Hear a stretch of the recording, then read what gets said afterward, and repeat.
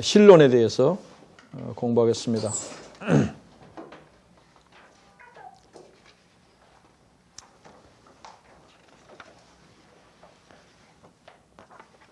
(27페이지) 신론 하나님에 대해서 보겠습니다.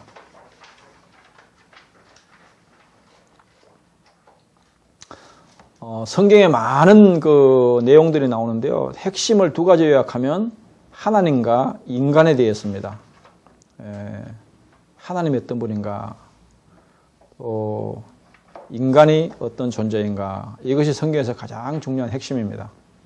그러니까 저신학 7과목도 보면 거의 하나님에 대해서 신론도 하나님이죠, 기독론도 하나님이죠, 구원론, 성령론도 하나님이죠, 그 다음에 인간론은 인간에 대해서, 그 다음에 교회론도 구원받은 사람들에 대해서, 그러니까 핵심이 거의 하나님과 사람에 대한 겁니다. 그러니까 하나님이 어떤 분인지 또 인간이 어떤 분인지 정확하게 알게 되면 성경의 핵심을 우리가 알 수가 있다, 이렇게 볼 수가 있습니다. 사람의 영혼 속에는 신을 찾는 갈망이 있습니다. 신을 찾는 본능이 있습니다. 이것을 종교적인 본능이라고 합니다. 종교적인 본능. 그래서 인간이 태어날 때 식욕에 대한 본능, 수면에 대한 본능, 이성에 대한 본능, 이 본능은 누가 안 가르쳐줘도 타고나는 거잖아요. 그와 마찬가지로 또 인간의 영혼 속에는 신을 찾는 본능이 있습니다. 그래서 이제 끊임없이 이제 인간은 신을 찾게 되는데, 그 신을 정확하게 찾느냐 못 찾느냐에 따라서 인생이, 운명이 결정되는 겁니다. 신에 관심이 없는 사람은 그냥 동물같이, 짐승같이 살게 됩니다. 그래서 전도서 3장 11절에 보면 하나님께서 인간을 창조할 때 인간은 영원을 사모하는 마음을 주셨느니라. 인간 속에는 영원한 하나님을 사모하는 마음이 있다는 겁니다. 그런데 정말 신이 존재하느냐 존재하지 않느냐, 이것이 이제 신관인데, 신관이 굉장히 중요합니다. 세계를 이렇게 쭉 돌아다녀 보면요, 선교 현장을 다녀보면은 그 나라가 무슨 신관을 가지고 있느냐에 따라서 그 나라가 그렇게 살아갑니다.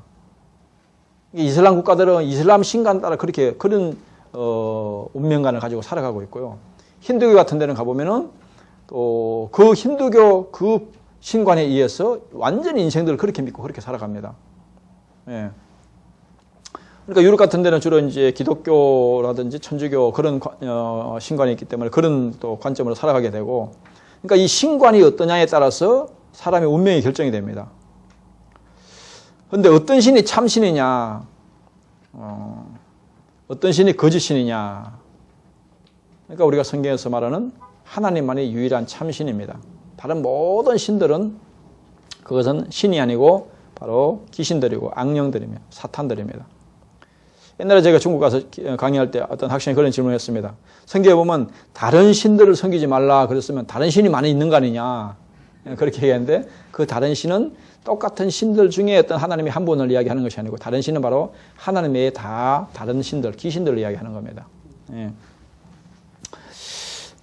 그래서 이단들은 보면 또 이 신관이 잘못되어 있습니다. 대부분 보면 삼일체를 부정하게 되고, 그 삼일체 하나님을 인정하지 않습니다. 그러면 이제 다 잘못된 신관을 가지게 되는 것입니다. 또 한 가지 잘못되는 것은 뭐냐면, 사람을, 죄인인 인간을 또 신격화시킵니다. 예, 통일교 문선명이라든지 또 여러 가지 이단들 단체들 대부분 교주들을 신격화시키잖아요. 그러니까 신관이 삼일체의 올바른 신을 모른다든지, 아니면 그 더러운 죄인들, 인간들을 그렇게 신의 경지로 올려가지고 신격화시키든지, 이런 식으로 이제 이단들은 또 여기서 잘못된 그런 논리를 펴게 됩니다. 28페이지 보시면 제1과 하나님의 존재. 그래서 모든 인간의 궁극적인 질문이 있습니다. 정말 신이 계시는가? 하나님 계시는가 안 계시는가? 이것은 영혼 속에 누구나 다 의문점을 가지고 그 본능적으로 그것을 가지고 있습니다. 그래서 인간은 하나님을 알고 믿고 의지하는 만큼 하나님과 올바른 관계가 되고, 또 하나님과 교제가 되고, 그래서 모든 축복과 또 행복을 누릴 수 있는 삶이 이 하나님과의 관계에 결정되기 때문에 이 신관이 정확한 신관을 가지는 것이 굉장히 중요하다, 이렇게 볼 수가 있습니다. 그 1번 보면 하나님의 존재에 대해서, 하나님의 존재를 어떻게 알 수가 있는가. 하나님은 영이시니까 우리가 육신의 눈으로 보이지 않으니까 참 존재를 알기가 굉장히 힘듭니다. 그런데 정말 존재할 수 있는가, 존재하는가. 그런데 성경에 보면 이제 하나님에 대해서 무지하기 때문에 인간이 망한다. 호세아 4장 6절 같은데, 또 이사야 1장 3절 4절, 데살로니가 후서 1장 8절 9절 같은 데 보면 모든 인간의 불행과 멸망이 바로 하나님을 알지 못해서 무지 때문에 온다. 그렇게 말하고 있습니다. 반대로 하나님을 알게 되면 복을 받고 영생을 얻는다고 말씀하는 것이 요한복음 17장 3절이라든지 또 호세아 6장 6절이라든지 잠언서 또 1장 2장 1절에서 5절이라든지 하나님을 아는 것이 바로 우리에게 영생을 주고 복을 준다. 그러니까 하나님을 아느냐 모르느냐에 따라서 우리 인간의 영원한 멸망과 영생이 결정이 되는 것입니다. 그래서 하나님을 아는 것이 굉장히 중요한데 어떻게 알 수가 있는가? 칼빈은 이야기하기를 하나님을 알아야 비로소 우리 인간 자신도 알 수가 있다. 이렇게 말하고 어거스틴은 말하기를 나는 하나님과 내 영혼에 대해서 알고 싶다. 그것이 내 모든 소원이다. 이렇게 말하고 있습니다. 그래서 하나님의 존재를 알 수 있는 방법은 이제 세 가지인데 첫 번째는 일반 계시를 통해서 알 수가 있습니다. 선천적으로 이제 아는 그런 본능적으로 아는 것인데 이제 누가 안 가르쳐 줘도 어디 가다가 이제 물에 빠져 죽을 위험에 생기면 아이고 하나님 살려주십시오. 이거는 불신자나 신자는 자연적으로 나오잖아요. 이건 스님들도 어디 가다 빠져 죽으려면 아이고 부처님 살려주십시오. 그렇게 나오는 것이 아니고 아이고 하나님 이렇게 나옵니다. 왜 그러냐? 본능이라는 거예요. 본능. 예. 타고난 본능. 또 이제 후천적으로는 천문학이나 의학이나 생물학 등을 공부하면서 신이 없으면 이런 역사가 일어날 수 없다. 이런 쪽으로 생각해서 이제 알 수 있는 그런 방법이 일반 계시입니다. 그런데 이것은 굉장히 희미한 것이고요. 정확하게 알 수 있는 것은 이제 특별 계시를 통해서 두 번째 특별 계시를 통해서 아는 것. 하나님이 주신 특별 계시는 성경을 통해서 하나님을 아는 것이 가장 정확합니다. 그래서 우리가 성경을 바로 아는 것이 중요하고요. 세 번째는 이제 체험을 통해서 아는 경우가 있습니다. 그래서 어떤 사람은 뭐 죽을 병에 걸려가지고 하나님이 살아계시면 내 병을 고쳐주면 내가 하나님을 믿겠습니다. 이렇게 해서 이제 체험을 통해서 그래서 체험이나 간증을 통해서 우리가 하나님을 만난 사람들을 알 수가 있습니다. 성경에도 보면 모세도 보면 떨기나무 불꽃 가운데 하나님의 음성을 듣고 하나님을 만나게 되잖아요. 바로 같은 경우도 빛을 보면서 하나님을 체험하게 되죠. 이런 체험을 통해서 하나님을 아는 이 세 가지 방법이 있습니다. 두 번째 하나님의 본질, 하나님이 어떤 분인가 할 때 첫 번째 하나님은 영이시다. 이 말이 굉장히 중요합니다. 하나님은 영이시다. 그러니까 영과 이제 반대말이 물질이잖아요. 보이는 우리 육체 같은 거는 보이니까 물질이니까 보이는데 우리 마음이나 영혼은 영이기 때문에 안 보이잖아요. 그러니까 하나님도 영으로 존재한다는 것입니다. 영으로. 그러니까 하나님은 사람처럼 육체가 있어 인간의 눈으로 볼 수 있는 어떤 존재가 결코 아니다. 그렇기 때문에 우리가 하나님을 알기가 힘들고 믿기가 굉장히 힘든 것이죠. 보이지 않고 영적으로 존재하기 때문에. 그런데 성경에 보면은 이제 하나님이 꼭 우리와 같이 육체를 가지고 있는 것같이 표현할 때가 있습니다. 하나님이 눈으로 모든 것을 보고 계신다. 또 손으로 모든 것을 붙들고 계신다. 뭐 귀로 다 듣고 계신다. 이런 표현들을 하는데 이것은 하나님은 영이시기 때문에 우리와 같은 육신의 눈을 가지고 있는 것이 아닙니다. 이런 육신의 눈은 일시적입니다. 이건 한 7, 80년 쓰면 이제 눈도 잘 어두워지고 뭐 안경 써야 되고 이렇게 하는 건 하나님은 이런 눈이 아닙니다. 하나님은 영적인 눈이기 때문에 모든 시간과 공간을 초월해서 통과해서 볼 수가 있고요. 이거는 영원히 변하지 않는 눈입니다. 영원한 눈입니다. 또 하나님의 손도 보면 뭐 우리 인간같이 이런 육신의 손이 아닙니다. 육신의 손 같으면 7, 80년 되면 이제 나중에 숟가락 들기도 힘들잖아요.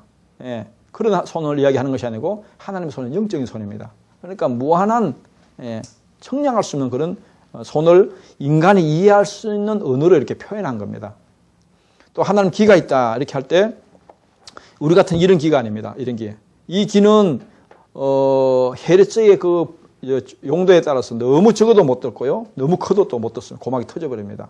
하나님은 영적 기기 때문에 모든 전 세계 사람들이 뭐 수만 가지 언어로 방언으로 기도를 해도 동시적으로 통역이 다 하나님은 동시 듣는 시간 다 통역이 되고요. 다 알아들을 수 있습니다. 왜냐하면 그게 영적인 기기 때문에 그게 가능한 것입니다. 그래서 우리가 하나님을 이해할 때 하나님의 영이시다 이렇게 이해하는 것이 굉장히 중요합니다. 그래서 고린도후서 4장 18절에 보면 이게 육신은 잠깐이고 보이지 않는 것은 영원합니다 그랬습니다. 영원함. 그래서 하나님의 모든 속성을 영적이기 때문에 영으로 존재하기 때문에 성경의 진리도 많은 부분이 영적인 진리를 많이 이제 이야기하고 있기 때문에 영적인 의미를 이해하는 것이 굉장히 중요합니다.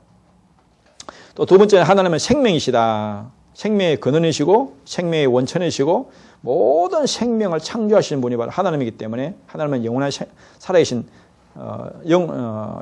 생명이시다. 이렇게 살아계신 분이시다. 또 세 번째는 하나님은 인격을 가지고 계신다. 인격. 하나님도 지정의를 가지고 있다는 겁니다. 지식이 있고 생각이 있고 감정이 있고 의지가 있고 이 세 가지를 우리와 같이 똑같이. 그래서 우리가 하나님과 교제가 되고 통할 수가 있는 겁니다. 우리가 사람끼리도 교제할 때 보면 서로 말이 잘 안 통하는 사람 있잖아요. 네? 그런데 하나님과 우리가 신과 인간과 같은 부분이 없으면 어떻게 교제가 되고 통하겠어요? 같은 부분이 있으니까 교제가 되는 거죠. 그래서 하나님도 지식이 있기 때문에 우리도 하나님을 지식적으로 알 수가 있고 생각할 수가 있고 또 하나님도 감정이 있기 때문에 우리도 하나님을 믿고 사랑할 수가 있고 또 하나님도 의지가 있기 때문에 우리를 도울 수가 있고 우리도 하나님을 믿고 의지할 수가 있고 그래서 바로 이 하나님도 인격을 가지고 있고 마음을 가지고 있고 그래서 사도행전 13장 22절에 보면 이새의 아들 다윗을 보니 그는 내 마음에 합한 사람이다. 그렇게 말하잖아요. 다윗을 이야기할 때 하나님의 마음과 똑같다는 거죠. 닮았다는 거죠. 예. 그러니까 하나님도 이 마음이 있다는 거예요. 감정이 있다는 것입니다.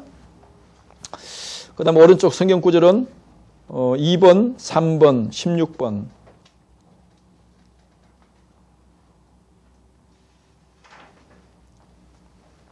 이번에 보면 하나님은 영이시니 예배한 자가 영과 진리로 예배할지니라. 예수님께서 성부 하나님을 이야기할 때 소개할 때 한마디로 하나님은 영이시다. 이 말이 굉장히 성경을 이해하는데 우리가 신앙시하는데 중요한 원리를 말씀하고 있습니다. 넘겨서 2과를 보겠습니다. 30페이지. 하나님의 이름. 세상에 있는 모든 것들은 다 이름이 있습니다. 그런데 그 이름을 크게 두 종류로 나누면 좋은 것을 의미하는 좋은 이름이 있고 귀한 이름이 있고 나쁜 이름, 악한 이름이 있는데 제일 좋은 이름이 바로 하나님, 또 천사, 천국, 의인 이런 것들은 좋은 이름이죠. 나쁜 이름은 사탄, 악마, 지옥, 죄인, 저주 뭐 이런 것들은 안 좋은 이름이죠. 그 많은 이름들이 다 있는데요. 하나님의 이름이 이제 굉장히 중요합니다. 하나님의 모든 존재를 표현하는 것이 바로 이름입니다. 하나님의 이름은 하나님을 대표하는 것이고 하나님을 표현하는 것입니다. 우리도 어떤 각자 이름이 있는데 그 이름이 바로 그 사람 전체를 대표하는 거잖아요. 그래서 성경에 보면 이름을 굉장히 많이 기록하고 있고 강조하고 있는데 주기도문도 보면 예수님이 제일 먼저 기도할 때 하나님을 위해서 기도할 때 첫 번째 하나님의 이름을 위해서 기도하라. 하나님의 이름이 더럽혀지지 않도록 거룩하게 우리가 우리의 삶을 통해서 하나님의 이름을 거룩하게 드러낼 수 있도록 거룩하게 이름을 받도록 기도하라는 제일 중요한 첫 번째 이름이 바로 이름을 이야기하고 있습니다. 10계명에서 3계명도 보면 바로 하나님의 이름을 망령 때 일컫지 말라. 하나님의 이름을 함부로 사용하지 말라. 나쁜 악한 목적으로 사용하지 말라. 그게 제다라고 그러죠. 성경에 보면 성경에 3993절이 있는데 그 중에서 하나님의 이름이 약 10,000번 정도 기록되고 있습니다. 그래서 하나님의 이름은 하나님은 어떤 분이신지 또 무엇을 하신 분인지 알려주시는 하나님이 계시한 방편입니다. 구약에 나오는 주로 중요한 이름이 하나님, 또 엘론, 주, 전능자, 여호와 이런 말이 많이 나오는데 5번에 제일 많이 나오는 성경 전체에서 하나님에 대한 이름이 제일 많이 나오는 것이 여호와라는 단어입니다. 여호와. 약 한 7,000번 정도 나오는 성경에서 제일 많이 나오는 단어가 여호와라는 단어입니다. 그러니까 우리가 성경을 한번 다 읽으려면 여호와라는 이름을 한 7,000번 불러야 성경을 한번 다 읽는 겁니다. 신약에서도 이제 하나님, 헬라적으로 데오스, 또 주, 아버지 이런 이름으로 다양하게 표현이 되고 있습니다. 그런데 유대인들은 굉장히 하나님에 대한 이름을 경외심을 가지고 있습니다. 유대인들은 우리는 하나님의 이름을 잘 부르는데 유대인들은 하나님의 이름이 나오면은 읽지를 않습니다. 어떻게 우리 죄인인 인간이 감히 거룩한 하나님의 이름을 부를 수 있냐 해가지고 그냥 묵음으로 지나갑니다. 또 성경을 쓰다가도 필사를 하다가도 하나님의 이름이 나오면은 다시 처음 새로운 붓을 가지고 쓰고 또 하나님의 이름을 잘못 썼고 오자를 쓰잖아요. 그러면 전체가 다 처음부터 다시 씁니다. 그 정도로 유대인들은 이 하나님의 이름에 대해서 껍벅 죽습니다. 그만큼 경외심을 가지고 있습니다. 근데 그런 외적 경외심을 가지고 있는데 그게 마음으로까지 그렇게 가야 되는데 우리는 이제 마음은 또 하나님을 향한다 그러면서 그런 또 외적인 또 경외심이 또 우리가 소홀하기가 쉽습니다. 이 두 가지가 다 같이 겸비되어야 돼야 올바로 하나님을 우리가 하나님 이름을 올바로 경외하고 사용할 수가 있습니다. 오른쪽에 성경 구절 1번 1, 7, 9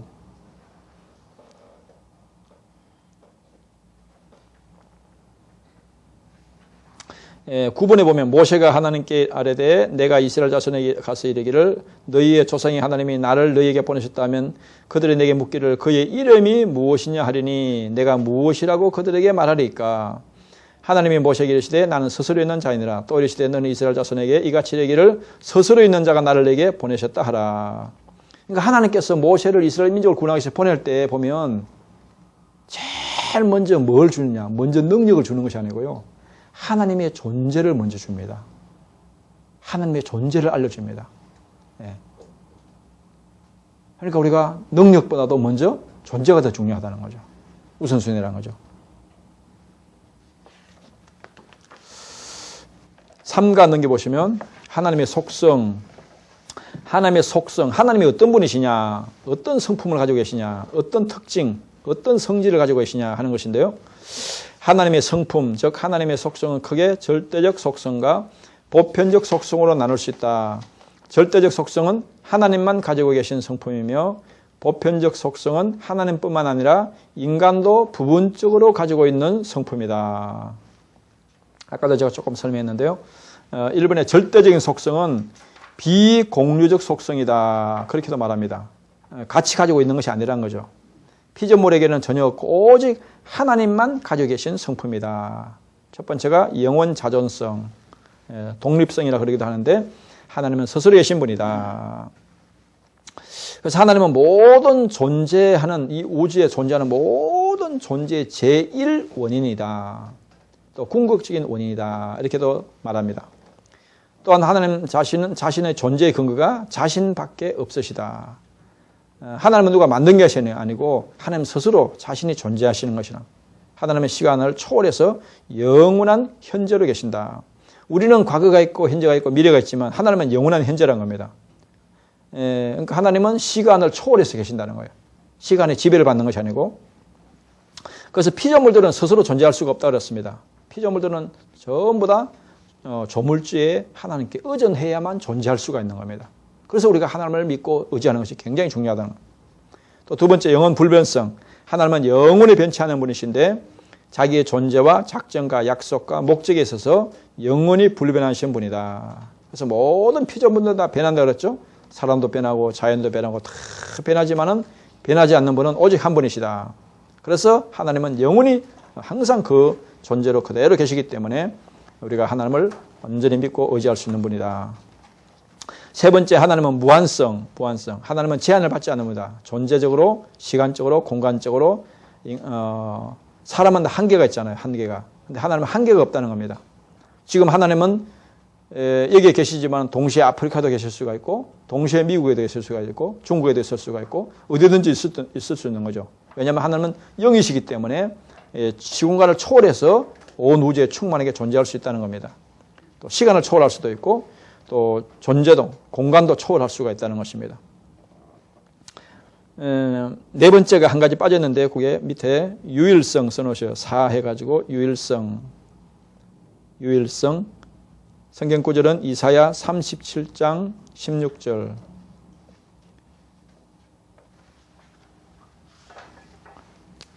(4번) 해가지고 유일성.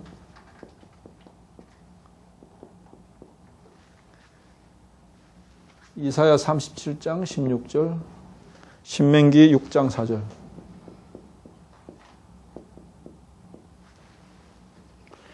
그리고 설명은 하나님은 오직 한 분이시다. 하나님은 오직 한 분이시다.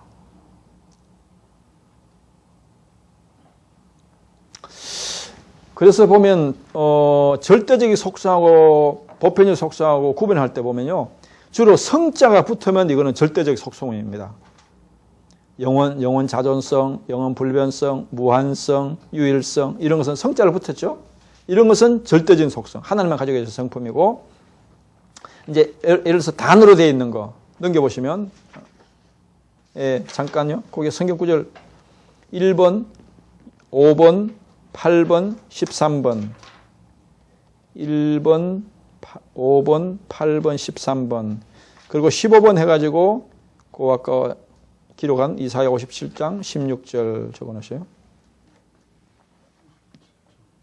이사야 37장 16절. 그 다음에 넘겨보겠습니다. 34페이지 보편적 속성. 이것을 공유적 속성이다. 또 하나님의 마음이다. 하나님의 인격이다 하는 부분입니다.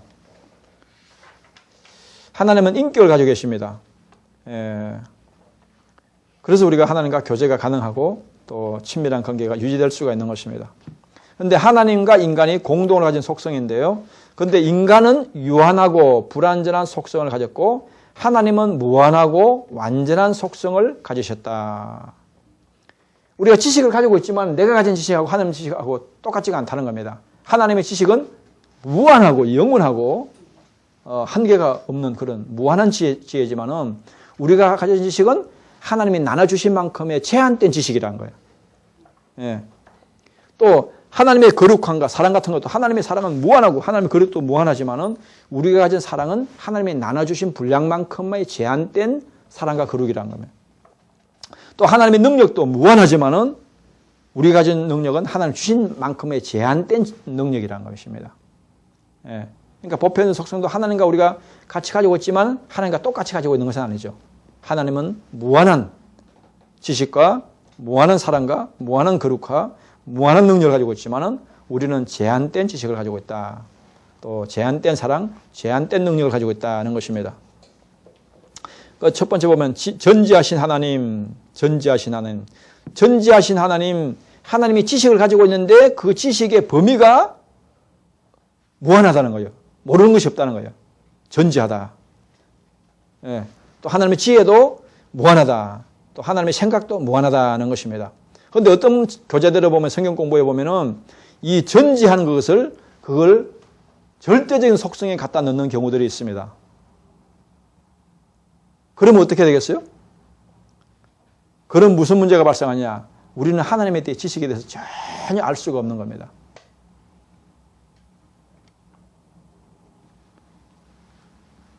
왜냐하면 보편적인 절대적인 속성은 하나님만 가지고 계신 속성이니까.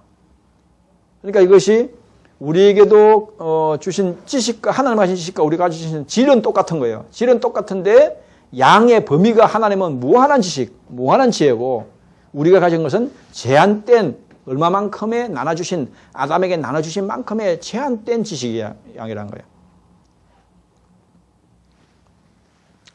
그래서 하나님은 자신을 아시고 또 자신이 창조한 모든 피조물을 이 우주에 하나님이 모르는 것이 전혀 없습니다. 그 지식을 보면 하나님은 무한하고 전지한 지식을 가지고 계신다. 지식은 대상에 대한 지적인 이해이다. 그 어떤 대상에 대해서 정확하게 아는 것이 지식이죠. 그 다음에 두 번째는 지혜인데 그 하나님은 무한한 지혜를 가지고 계신데 지혜는 지식을 알고 있는 것을 응용하는 능력입니다. 활용하는 것. 그 다음에 생각 있죠. 생각. 하나님은 선한 생각을 가지고 계십니다. 하나님은 100% 선한 생각을 가지고 있습니다. 근데 우리가 보면 이제 생각이 바뀌어야 된다. 패러다임이 바뀌어야 된다. 그런 이야기 많이 하죠. 그런데 생각을 바꾸는 것이 뭔 줄 아세요? 뭐가 생각을 바꾸겠습니까? 옛날에 제가 중학교 때 그 철학자 안병욱 교수가 우리 교회 이제 그 학교에 와가지고 철학에 대한 강의를 하면서요. 그 이야기를 했습니다. 생각이 중요하다. 생각에서 말이 나오고, 말에서 행동이 나오고, 행동에서 그것이 반복되면 습관이 나오고, 그 습관이 운명을 결정한다. 인간의 운명을 결정한다. 그렇게 말했습니다. 그래서 출발이 뭐라고요? 생각입니다. 생각. 그러니까 생각을 잘하면, 그래서 생각에서 말이 나오고, 좋은 말이 나오고, 그래서 좋은 행동을 하게 되고, 좋은 습관을 가지게 되고, 그것이 반복되면 내 인생의 운명이 된다. 그렇게 말하는데, 생각을 그러면 뭘 생각이 바꿔줄까요?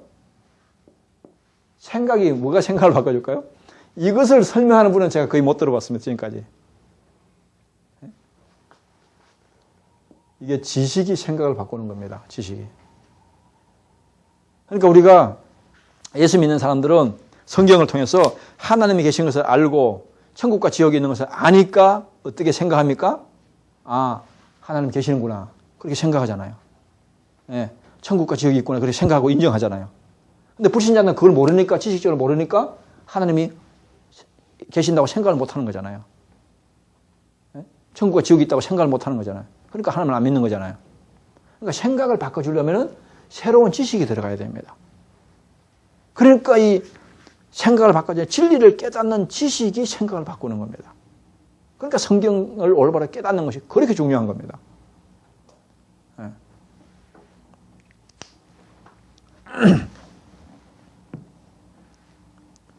그래서 생각을 바꾸려면은 새로운 정보가 들어가야 되고 새로운 지식이 들어가야 됩니다. 그러니까 가장 선한 생각을 줄 수 있는 것이 하나님의 진리이기 때문에 그래서 성경이 들어가는 만큼 생각이 바뀌어집니다. 그래서 이제 북한에서 탈북자들 중심으로 선교하시는 그 선교사님이 있는데 그분은 성경 통독을 많이 하시는 분인데 그분 간증을 들어보니 그러더라고요.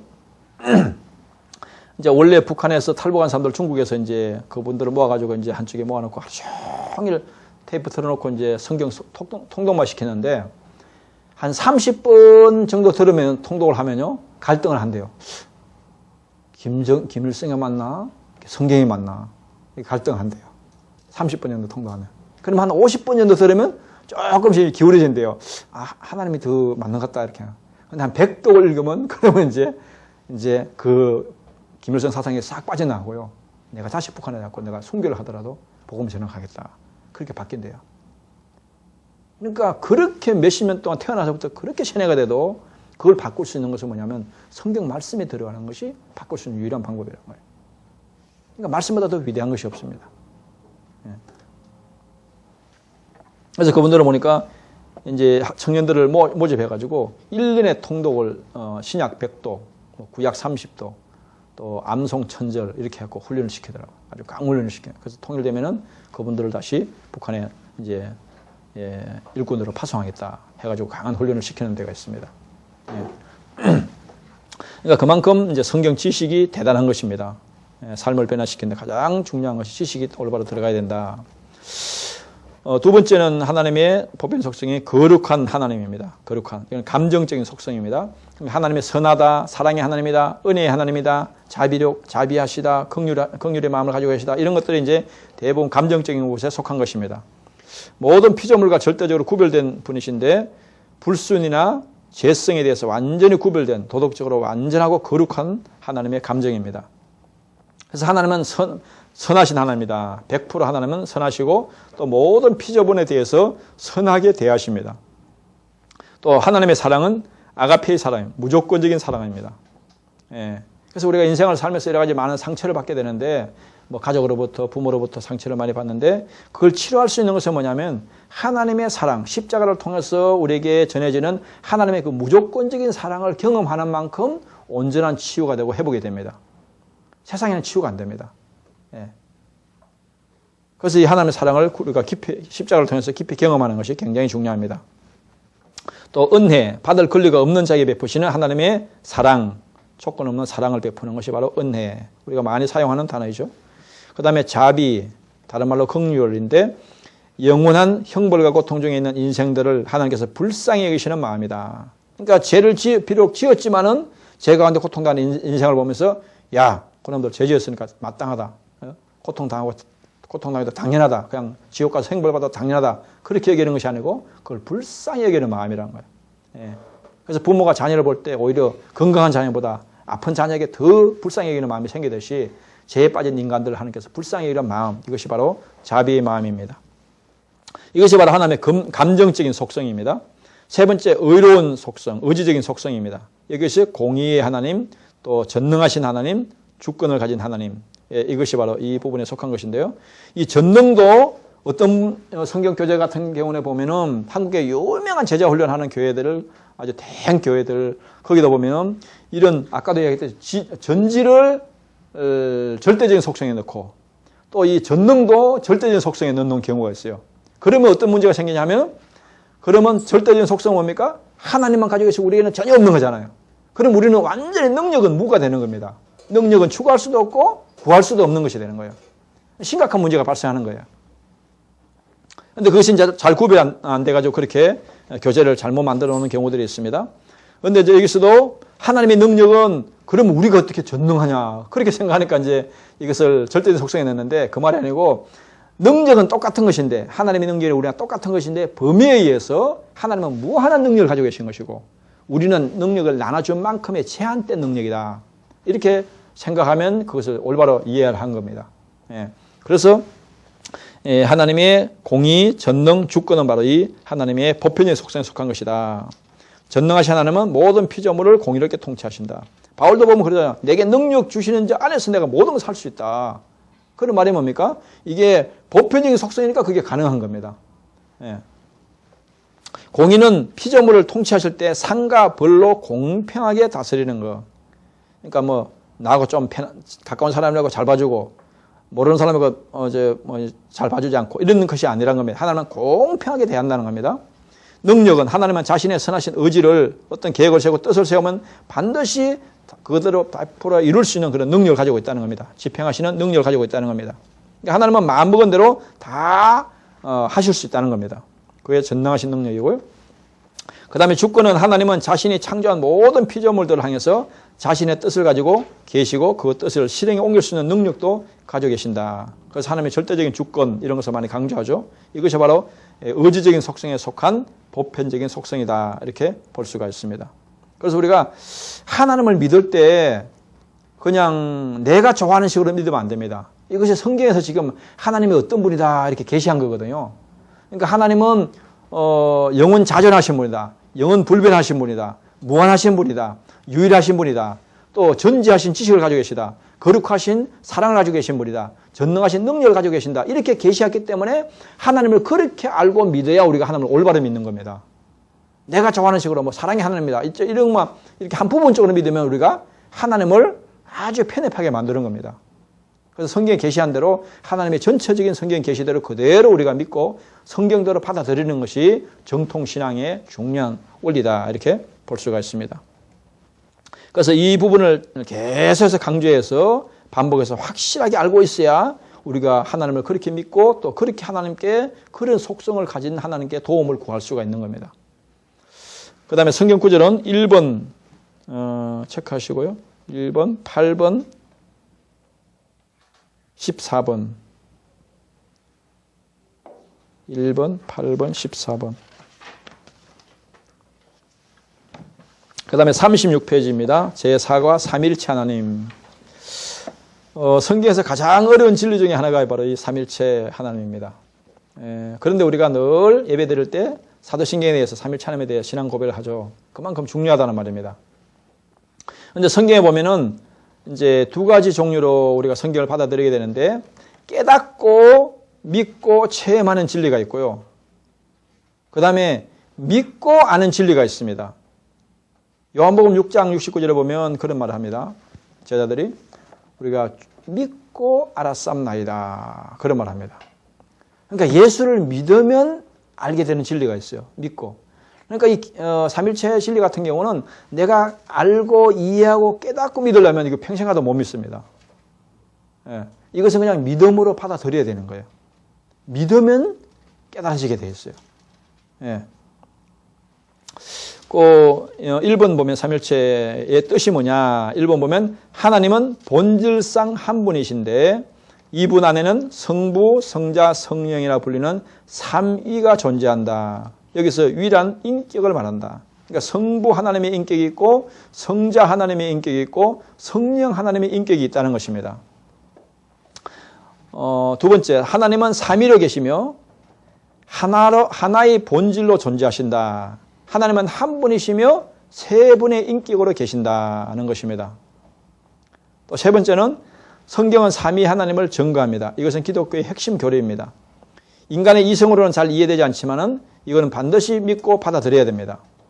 인간의 제한된 언어로는 하나님을 온전히 표현할 수가 없습니다. 우리는 성경 말씀 그대로 믿어야 하는 것입니다. 성령께서 깨닫게 하시고 믿음이 자라면 이 진리를 확신할 수 있습니다. 그래서 터툴리라는 교부가 그런 이야기 했습니다. 나는, 잘 들어보시오. 나는 하나님이 내 머리로 이해되지 않기 때문에 하나님을 믿는다. 우리는 보통 반대로 생각하잖아요. 우리가 이해 안 되면 안 믿으려고 그러잖아요. 그런데 터툴리는 교훈을 보네. 나는 하나님이 내 머리로 이해되지 않기 때문에 하나님을 믿는다. 만약에 내 머리로 다 하나님이 이해된다면 내 머리보다 나쁜 하나님을 내가 굳이 믿을 필요가 뭐였겠느냐. 예를 들어서 제 딸이 2명 있는데 한 10년, 20년 세대 차이가 나도 이제 하여튼 한 서너 살 될 때 야, 은혜야. 내가 인생을 살면서 아빠가 지금까지 알고 경험했던 것을 이야기해 주니까 잘 듣고 네가 인생을 살면서 어떤 그걸 잘 참고로 삼아라. 그러면 한 서너 살 먹는 애가 이해되겠습니까? 똑같은 사람의 일을 이야기해도 사람끼리도 이해가 안 되잖아요. 그런데 창조자 신 하나님에 대해서 피조물인 인간이 어떻게 다 이해가 되겠어요? 우리가 물론 성경을 통해서 하나님을 알아가지만 이것은 굉장히 적은 부분입니다. 그러니까 우리가 평생 알아도 하나님에 대해서 그 무한에 대해서는 다 알 수가 절대로 없는 것입니다. 예. 그러니까 우리가 이 터틀랑 같이 겸손한 자세로 우리가 하나님을 알아가는 것이 굉장히 중요합니다. 그런데 어떤 사람은 막 자기가 다 아는 같이 성경을 다 통달한 같이 이렇게 하는 것은 그것은 아주 영적으로 교만한 것입니다. 여기서 잘못된 이론이 이제 있는데 주로 보면 양태론이 있습니다. 양태론. 예. 양태론은 뭐냐면 하나님은 똑같은 분인데, 예? 성부, 성자, 성령이 똑같은 분인데 어떨 때는 성부로 나타났다가 어떨 때는 성자 예수님으로 나타났다가 어떨 때는 성령으로 나타났다가 이렇게 설명하는 것이 형태만 다르게 나타난다. 똑같은 분인데 그러면 이단이 되는 양태론이 됩니다. 그런데요, 놀라운 것은 많은 목사님들이 그렇게 설명하는 경우들이 많습니다. 예? 한국의 어떤 감리교회 큰 교회도요, 국민일보 전면 광고 1,000만 원짜리 광고를 냈는데도 그렇게 광고를 했어요, 보니까. 예. 그러니까 이게 삼일체 개념 잡기가 그렇게 힘들다는 겁니다. 예? 그러면 그거 이단이 됩니다. 양태론 이단이 됩니다. 그러니까 이게 뭐냐면은 성부 하나님이 계시고 성자 하나님이 계시고 성령 하나님이 계시는데 그분은 한 하나님입니다. 한 하나님. 한 하나님이지만은 성부가 성령이 아니란 겁니다. 성부가 성령도 아니란 겁니다. 성자가 성령도 아니란 겁니다. 각자의 성부의 인격이 있고 성자의 인격이 있고 성령의 인격이 있다는 겁니다. 그렇게 알아야지. 똑같은 하나님이 어떨 때는 성부로 나타났다가, 그래서 비유를 그렇게 들잖아요. 제가 이제 목사인데 교회에서는 목사로 나타났다가, 집에 가서는 아빠로 나타났다가, 뭐 신학교 가서는 교수로 나타났다가, 그렇게 이야기하면 그게 양태론 이단이라는 거예요. 틀린 거래요? 그래, 틀린 거예요. 그러니까 여기 설명하는 그 교재 그대로 그냥 설명하고 그 이상은 더 자세히 설명하면 더 헷갈려 버립니다, 이거는. 진짜 헷갈려. 예. 또 이제 삼신론은 뭐냐 하면은, 삼신론 이단이 뭐냐면은 한 분이 아니고 하나님이 완전히 성부 신이 따로 있고 성자의 신이 따로 있고 성령의 또 신이 따로 있다. 그게 세 하나님이다. 또 이렇게 하면 이게 삼신론 이단이 됩니다. 삼신론 이단. 그러니까 이것을 여기 설명한 거 이상으로 설명하다 보면은 이게 이단으로 가기가 아주 쉽습니다. 그러니까 이 부분에서 정확하게 이제 이해하는 것이 굉장히 중요합니다. 예, 그래서 너무 이제 따지면요, 그 유명한 한국의 목사님도 그런 얘기예요. 신학교 가고 한 6개월 동안, 한 학기 동안 3일절 되는 게 듣고 난 게 더 헷갈리더라고요. 그만큼 이제 설명을 정확하게 하기 힘든 겁니다. 그러니까 성경에서 말하는 대로만 말해야 됩니다. 그게 이제 칼빈 이야기잖아요. 성경이 가는 데까지만 가고 성경이 멈추는 데까지 멈춰야 된다. 이게 굉장히 성경을 대하는 올바른 자세입니다. 예. 그러니까 자기가 너무 쉽게 잘 이해시키기 위해서 그렇게 비유를 들면 그게 이단을 가르치는 겁니다. 이단 교리를. 예. 그러니까 한 분인데, 본체는 한 분인데 성부의 인격이 있고 성자의 인격이 있고 성령의 인격이 있다. 예. 삼위로 계시면서 한 분이시다. 이게 정통 교리 해석입니다. 예. 그렇게 더 나가면 안 됩니다. 그러고 나서는 이제 뭐냐면 우리가 왜 이렇게 믿어야 되느냐. 성경에서 성부 하나님을 말씀하고 있고 성경에서 성자 하나님을 말씀하고 있고 성경에서 성령 하나님을 말씀하고 있기 때문에 우리가 성경대로 그대로 믿어야 된다. 그렇게 받아들여야 된다는 것입니다. 그래서 보면 성경이 말하는 삼일체, 구약에 보면 이제 우리를 이야기할 때 성부, 성자, 성령을 이제 암시하는 그런 구절들을 볼 수가 있습니다. 또 예수님이 세례받을 때도 보면 분명히 예수님이 세례받는 예수님이 계시고 하늘에서는 성부 하나님의 음성이 들리고 또 성령이 또 비류같이 임하는 성령이 계시잖아요. 그래서 중요할 때는 보면 항상 삼일체가 나옵니다. 창조 사역 때 마찬가지고 우리가 예배드리고 끝날 때 축도할 때도 마찬가지고 세례를 줄 때도 마찬가지고 항상 삼일체 이름으로 주잖아요. 그러니까 이게 가장 기독교의 중요한 핵심이면서 이것을 안 받아들이면 이단이 되고 이것을 또 잘못 믿으면 이단이 되는 겁니다. 신약에서도 아버지와 아들 성령으로 이야기하고 있고 또 고린도후서 13장 13절도 우리가 축도할 때 이용하는 그 구절도 바로 그렇게 나옵니다. 예. 그 다음에 삼위 하나님의 구원사역. 이제 이 구원사역도 보면은 삼위 하나님께서 합력하여서 구속사역을 우리를 구원하시는데 성부 하나님이 어떤 것을 통해서 우리를 구원하시냐 할 때 구원을 계획을 세웠다. 그래서 에베소서 보면 에베소 1장에 보면 이거 잘 나오는데요. 에베소 1장 3절에서 6절까지는 성부 하나님께서 우리를 창세전에 선택하셨다. 그런 말이 나오잖아요. 예정하셨다. 선택하셨다. 이게 바로 하나님이 우리 한 사람 한 사람을 구원하시기로 선택했다는 겁니다. 계획을 세웠다는 겁니다. 그 다음에 그 계획된 예정된 사람들을 위해서 예수님이 오셔가지고 그것을 우리의 죄값을 위해서 선택된 자들을 위해서 예수님이 피값을 흘려서 우리를 죄에서 구속하는 거죠. 값을 지불하고 우리를 구원해내는 것입니다. 그 다음에 성령께서 그 택한 자들을 또 예수님이 구속한 그들을 개인에게 적용시켜가지고 우리가 그것을 받아들이고 복음을 깨닫고 믿도록 해가지고 우리 한 사람 한 사람 구원이 일어나도록 개인에게 적용시키는 거죠. 그래서 이 삼일체 하나님의 공동사역으로 우리의 한 사람 한 사람의 구원의 역사가 일어나는 것입니다. 오른쪽에 성경구절 4번 체크하시고 10번 체크하시고 그 다음에 그 밑에 14번 해가지고요. 14번 해가지고 에베소서 1장 3절에서 14절 적어 놓으시오. 거기 보면 삼위체 하나님께서 어떻게 구원하시는가 아주 정확하게 말씀하고 있습니다.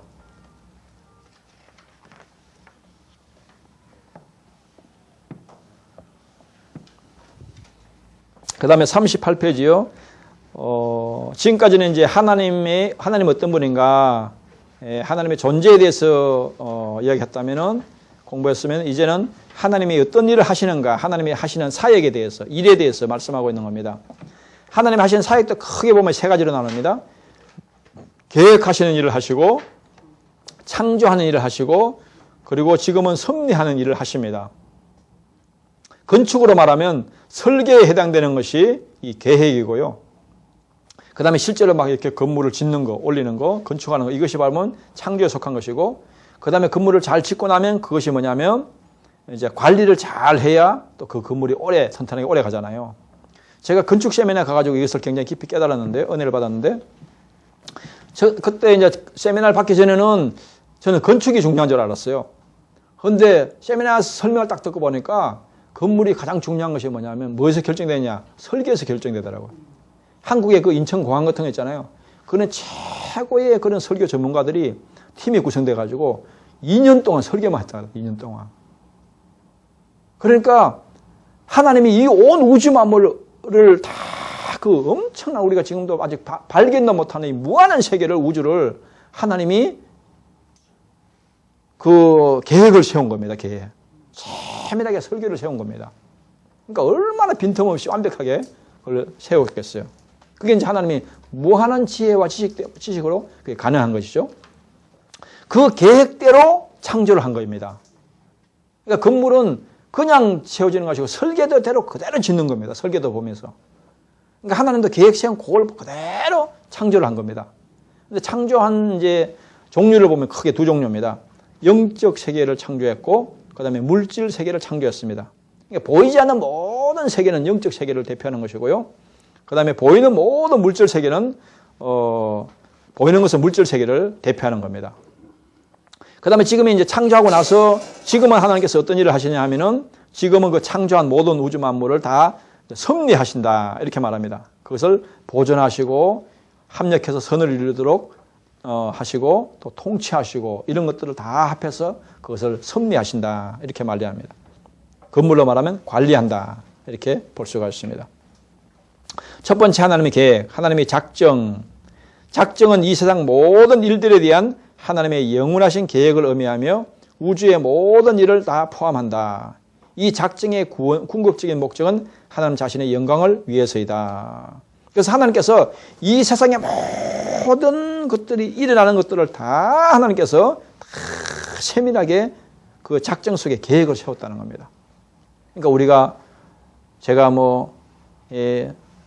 어느 시대에 태어나고, 어느 나라에 태어나고, 남자로 태어나고, 여자로 태어나고, 이 모든 것이 뭐냐면 내가 계획한 거하고는 전혀 별로 상관이 없잖아요. 하나님의 섭리 가운데서, 하나님의 작정 가운데서 다 계획이 된 겁니다. 이것이 계획입니다. 그 다음에 그러니까 작정은 굉장히 범위가 큰 것이죠. 전부를 가리키는 것이고요.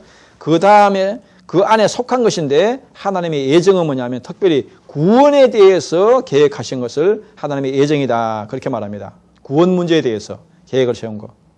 예정은 인간의 구원에 대한 하나님의 영원하신 계획을 말한다. 창세전에 인간을 구원하기로 이미 예정하셨다.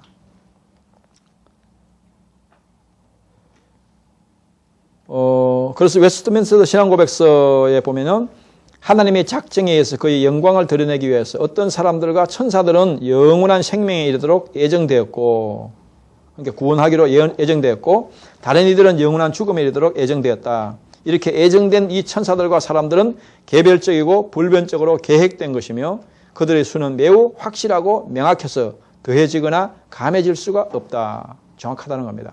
그래서 계시록 같은 데 보면 로마서 같은 데도 보면 이방인들도 작정한 수가 있다 그러잖아요. 구원하기로 정한 숫자가 있다. 계시록에도 보면 그 수가 있다. 순교자의 수도 있고 하나님의 구원해 주시기로 정한 숫자가 있다는 겁니다. 우리는 알 수가 없지만은 비밀 속에 있지만은 하나님 편에서 볼 땐 그게 다 계획되어 있다는 것입니다. 그 다음에 예정의 두 요소를 보면 한편은 선택이 있고 한편은 유기가 있습니다. 인류 중에 얼마를 예수 그리스도 안에서 구원하기로 작정하신 하나님의 영원한 목적이다. 선택받은 사람들이 있고 또 유기, 하나님께 인간의 죄를 용서하시고 구원을 베푸심에 있어서 어떤 사람들은 그냥 내버려 두심으로써 벌받게 하셔서 하나님의 공의를 나타내시려 작정하신 것이다. 그러니까 우리가 잘나서 그런 것이 아닙니다. 우리도 죄인이고 선택받은 우리도 죄인이고 선택받지 못한 불신자도 다 죄인인데 우리는 그 중에서 어느 중에서 우리가 구원받은 선택받은 아주 엄청난 은혜를 받은 것이고 그 나머지는 선택받지 않은 것입니다. 예를 들면 이제 제가 어디 백화점에 가가지고 이 넥타이를 살 때 넥타이가 많이 걸리는데 그 중에서 제가 이게 마음에 들고 이걸 딱 선택했습니다. 그러면 옆에 있는 넥타이가 나를 왜 안 선택했어요? 이렇게 할 수가 없다는 거예요. 그래서 로마서에 보면 그 하나님께서 그건 절대 주권이다. 지음을 받은 물건이 어떻게 지연자에게 나를 그렇게 불평할 수 있냐. 바울이 그렇게 말하잖아요. 그 다음에 오른쪽에 보면 1번 지우시고요. 1번 구절이 잘못됐습니다. 1번 지우시고 거기다가 대신 로마서 11장 36절을 기록했어요. 1번 로마서 11장 36절. 모든 만물이 다 주님께로부터 나왔다는 그 구절인데요. 그 다음에 3번 체크하시고 그 다음에 9번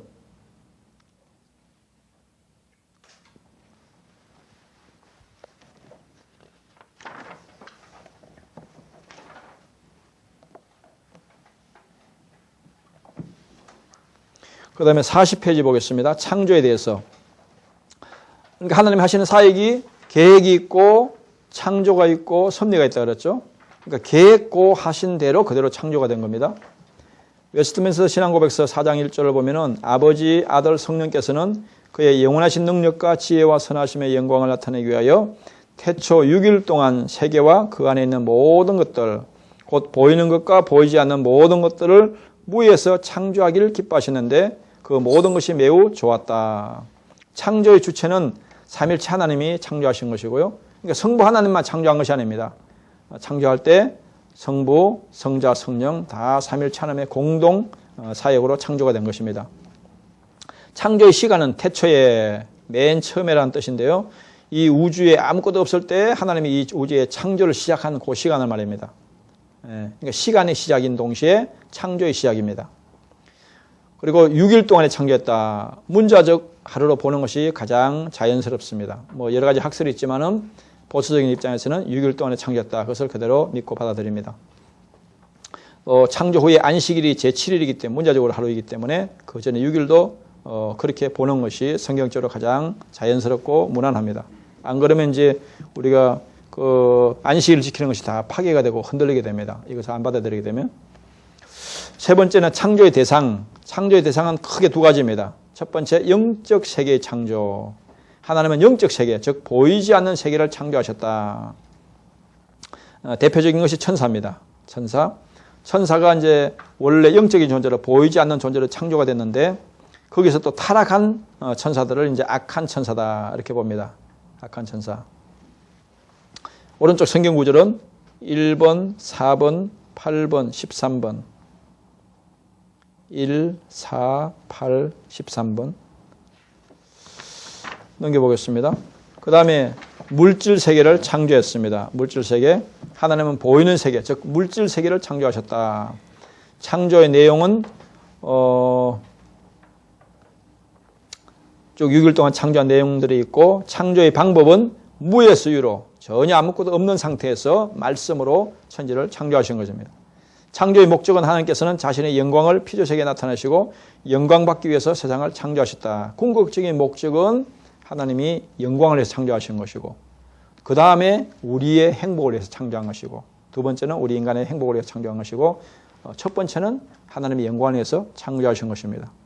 또 우리 인간은 하나님의 영광을 위해서 창조했기 때문에 하나님의 영광을 위해서 살 때만 인간이 행복하도록 그렇게 만들어졌습니다. 오른쪽의 구절은 1번, 5번, 12번. 5번에 보면 집마다 지은 이가 있으니 만물을 지으신 이는 하나님이시니라. 12번에 보면 우리 주 하나님이여 영광과 존귀와 권능을 받으시는 것이 합당하오니 주께서 만물을 지으신지라. 그러니까 지으신 목적이 바로 영광과 존귀와 권능을 받으시기 위해서 하나님이 창조하신 것이라고 말씀하고 있습니다. 그 다음에 44페이지 섭리에 대해서 보겠습니다. 이 섭리를 이해하는 것이 우리 신앙생활의 실제적인 면에서 굉장히 중요합니다. 큰 믿음의 사람이 되려면 이 하나님의 절대적인 주권과 섭리를 철저히 믿어야 합니다. 옛날에 그 부산에 제가 그 아까 이야기했는데 그 성경을 천도했다는 그 목사님이 무슨 이야기를 하는지 아세요? 이 섭리를 이야기하면서 개미가 앞에 두 개 이제 더듬이를 들으면서 이제 개미가 걸어가잖아요. 근데 왼쪽으로 더듬고 오른쪽으로 더듬고 이것까지도 하나님의 섭리 속에 다 있다는 거예요. 왜냐? 지극히 적은 것들이 합쳐서 큰 사건이 됩니다. 예를 들면 사람이 죽고 사는 그런 운명도 그냥 실수로 담배꽁초 버렸는데 그게 불이 나가지고 화재가 돼가지고 엄청난 산을 태울 수가 있고 엄청난 사람들 죽일 수도 있습니다. 그런 하나의 작은 것들이 섭리가 모여서 큰 사건이 이루어지기 때문에 적은 섭리를 안 믿으면 전체가 무너지게 됩니다. 그러니까 철저하게 하나님의 섭리를 믿는 것이 굉장히 중요합니다. 그래서 성경에 보면 요셉 같은 경우도 그러잖아요. 요셉 같은 경우도 실제로는 형들이 팔아먹어서 애굽에 노예로 팔려갔는데 나중에 요셉이 고백이 뭐랍니까? 당신들이 나를 이게 팔았다고 생각하지 말라. 하나님이 이 기근에서 당신들의 생명을 구원하기 위해서 나를 먼저 보낸 것이다. 그러니까 당신들이 나를 팔아먹으려는 마음이 생기고 그래 팔아먹게 되고 이런 것들이 뭡니까? 전부 다 하나님의 섭리라는 겁니다. 하나님의 허락 없이는 일어날 수가 없다는 거예요. 예. 다윗 경우도 그렇게 이야기하죠. 다윗이 자기 아들 압살롬이 막 반역해가지고 급히 도망가는 바람에 얼마나 급하게 임금이 도망가냐면 신발도 안 신고 막 도망가냐면 맨발로 도망가다가 시므온 같은 사람이 막 흙 뿌리고 저주하고 이렇게 할 때 뭐라고 말합니까? 옆에 있는 장군들이 가서 당장 죽이려고 그러니까 그러지 말라. 하나님이 저를 보고 나보고 저주하라고 시킨 것이다. 자기를 욕하고 저주하는 것도 다윗은 하나님의 섭리로 받아들입니다. 그래서 내가 그것을 잘 받아들이면 하나님께서 그것을 선으로 바꿔주실 것이다. 그러니까 믿음의 성경의 사람들은 철저하게 이 섭리를 믿습니다. 이 세상에 우연은 일어나는 일이 아무것도 없다는 거예요. 철저하게 하나님의 섭리 가운데 진행된다는 거예요. 그러니까 예수님도 말하잖아요. 참새 한 마리도 하나님 허락 없이는 떨어지지 않는다. 머리털 하나 휘어지는 것도 하나님 허락 없이는 휘어지지 않는다 그러잖아요. 그러니까 예수님도 철저하게 섭리를 믿는 겁니다. 지금 우리가 점점 위험한 세대, 악한 세대에 살고 있는데 이 섭리를 안 믿으면 우리가 불안해서 살 수가 없습니다. 만약 지금도 이 건물이 막 같이 이게 갑자기 붕괴돼갖고 이게 언제 이게 무너지고 이게 산풍배 같은 거 무너질까 하면 우리가 어떻게 가만히 앉아 있겠어요? 마음 편하게. 그러니까 하나님의 섭리를 믿어야만 우리가 아무리 불신의 시대라도 안심하고 살아갈 수가 있습니다. 하루를 살아도. 그러니까 이 섭리를 믿는 것이 굉장히 우리의 실제적인 신앙의 믿음이 좋아지는 데 있어서 굉장히 중요한 요소입니다. 그래서 안 믿는 만큼, 이 섭리를 안 믿는 만큼 걱정과 불안과 두려움 속에서 우리가 인생을 살게 되고 이걸 확실히 믿는 만큼 평안과 담대하게 인생을 살아갈 수가 있습니다. 그 섭리란 뜻은 하나님의 섭리란 그분께서 창조하신 모든 우주 만물을 친히 보존하시고 통치하시는 것을 말한다.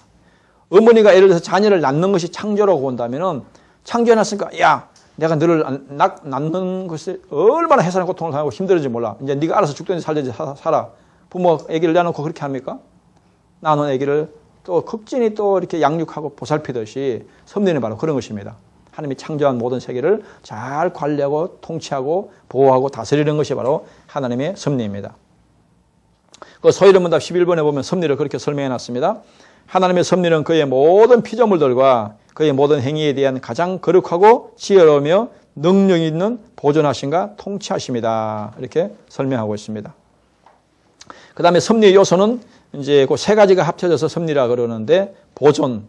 그러니까 하나님의 창조한 이 모든 세계, 모든 창조 만물을 잘 유지하고 보존하시는 것이고 지키시는 것이고 또 협력하는 것은 모든 피조물들끼리 서로 합력해서 서로 조화롭게 이제 합력 관계를 이룰 수 있도록 하는 것. 이것이 바로 협력이고 그 다음에 통치, 하나님이 다스리는 것. 그 하나님의 존재 목적에 맞게 통치하시는 것. 이것이 바로 세 가지를 합쳐서 하나님의 섭리다. 그렇게 말합니다. 그래서 하나님이 우리 인생을 인도할 때도 바로 이 전체를 보고 우리를 인도하십니다. 두 번째 보면 섭리의 방법이 있습니다. 그러니까 내 인생에 닥치는 모든 일은 하나님이 허락하셨기 때문에 일어나는 것이다. 그렇게 우리가 믿고 기도하면서 극복하면 그것이 다 축복으로 변화될 수가 있습니다. 일반 섭리가 있는데요. 섭리 방법은 두 가지로 합니다. 이것을 자연법칙이라고 그러기도 하는데 하나님의 일반적인 섭리 방법은 필연적인 법칙들, 인간들의 자유, 또 우연히 일어나는 일들을 사용하시는 것인데 예를 들면 우리가 건강을 위해서는 밥을 규칙적으로 먹어야 되고 또 운동을 해야 되고 또 필요할 때는 약도 먹어야 되고 이것이 이제 일반 섭리에 속한 것입니다. 근데 특별 섭리는 뭐냐면 우리가 하나님의 특별한 섭리 방법은 그런 것을 초월해가지고 초자연적인 방법을 통해서 하나님께서 역사할 때가 있습니다. 그것이 이제 성경에서 기적이다. 그렇게 말합니다. 그러니까 우리가 예를 들어서 건강관리를 나름대로 규칙적으로 음식도 먹고 운동도 하고 열심히 했는데 어느 날 병원에 신청해 봤더니 암이 걸렸다 그래요. 그래서 그럴 때는 또 하나님의 초자연적으로 신유현사를 통해서 치료받을 수가 있잖아요. 그런 것은 바로 이 특별 섭리에 속한 것입니다. 그래서 우리가 기도를 많이 하게 되면 기도하는 것도 특별 섭리에 속한 것인데 기도를 많이 하게 되면 이 특별 섭리, 기적 것들을 더 많이 풍성하게 체험할 수가 있죠. 성경에는 많은 기적들이 기록되어 있잖아요. 홍해의 기적이라든지 뭐 여리고성의 기적이라든지 또 예수님 신약시대 많은 신유의 사역들, 기적들, 죽은 사람들 치유하고 이런 것들을 볼 수가 있는데 하나님의 이 두 가지 방법을 가지고 우리를 인도하신다는 겁니다. 그래서 이 두 가지를 잘 활용하는 것이 굉장히 중요합니다. 옛날에 그 사랑의 목사님도 그런 얘기를 했습니다. 자신이 병들어가지고 이제 어려움을 당했을 때 내가 잘못 생각한 것이 있다. 뭐냐 하면은 하나님이 내가 주의 일을 열심히 하면 하나님께서 알아서 건강도 다 책임질 줄 알았는데 내가 이 일반 섭리를 무시하고 그냥 특별 섭리만 믿어가지고 내가 이렇게 병이 들었다. 그래서 그것을 고백한 적이 있습니다. 그러니까 우리가 내가 아무리 믿음 줘도 계속 밥 먹지 말고 금식을 한 2달만 해보시오. 틀림없이 죽습니다. 아무리 믿음 줘도. 이게 왜 그러냐? 일반 섭리를 무시하는 겁니다. 하나님께서 일반 섭리 주신 것을 평소에는 밥을 열심히 먹고 규칙적으로 먹고 또 운동도 하고 이것이 일반 섭리를 따르는 것입니다. 농사를 지어서 또 농사를 짓고 양식을 만드는 이런 것도 다 일반 섭리를 우리가 자연법칙을 사용하는 것입니다. 그걸 무시하면 이건 신비주의로 빠져버립니다. 정상적인 신앙이 아닙니다. 또 자연법칙만 일반 섭리만 믿고 그냥 믿음이 전혀 없이 맨날 운동만 하고 건강 그것이 다 책임질 것 생각하면 또 그걸 하면 믿음이 없는 겁니다. 이 두 가지를 다 믿어야 균형 잡힌 신앙이 된다 하는 것입니다. 섭리의 목적은 뭐냐면 첫 번째는 하나님의 섭리는 궁극적으로 자신의 영광을 위해서 하나님의 영광을 위해서 하고 또 부수적으로는 교회 성도들의 유익을 위해서 하나님의 거기에 목적을 맞춰서 모든 것을 통치하시고 섭리하신다는 겁니다.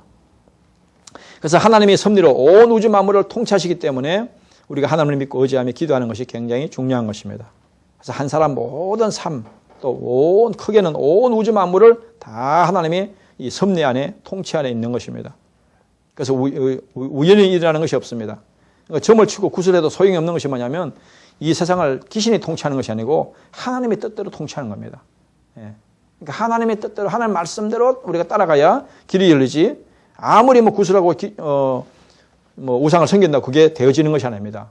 하나님이 주권을 가지고 온 세상을 통치하시기 때문에 그래서 우리가 중요한 것은 뭐냐면 내가 심는 것 플러스 하나님의 섭리 그리고 이 꼴 결과가 나한테 오게 됩니다.